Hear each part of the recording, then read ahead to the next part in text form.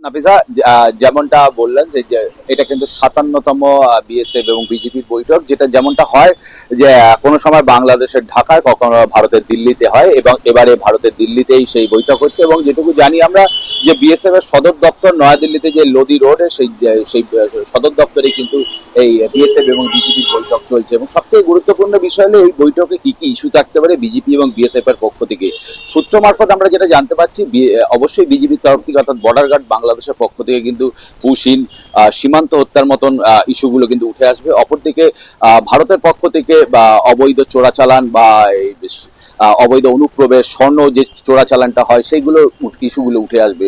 তবে সার্বিকভাবে যদি এইগুলো যদি অভিন্ন ইস্যু হয়ে থাকে, একেবারে একই পন্থায় যেটা চলতে পারে, এবং দুই পক্ষই যেটা মানতে পারে যে সীমান্তে যে উত্তেজনা কমানো, বিএসএফ এবং বিজেপির সমন্বয়ে যোগাযোগ আরো কিভাবে বাড়ানো যায়, দুই বাহিনীর আরো কিভাবে সমন্বয় তৈরি করা যায়, দুই বাহিনীর মধ্যে সংঘাত এড়িয়ে যাতে স্থিতিশীলতা বজায় থাকে, গভীরভাবে যারা সংযোগ থাকে, দ্বিপাক্ষিক সম্পর্কগুলো, এগুলোই কিন্তু আজকের বৈঠকে গুরুত্ব পেতে চলেছে যেমনটা জানি। এবং যে যেমনটা বলা হয়েছে যে আজকে থেকে বৈঠক শুরু, এবং 11ই জুলাই অর্থাৎ 4 দিনের বৈঠক চলবে। এবং 4 দিনের বৈঠকের বাংলাদেশের যিনি মহাপরিচালক বিজেপির, আশরাফুজ্জামান সিদ্দিকীর নেতৃত্বে এক 16 সদস্যের টিম ইতিমধ্যে এই দিল্লিতে অবস্থান করছেন। এবং ভারতের প্রধান যিনি প্রবীণ কুমার, তিনি অবস্থান করছেন।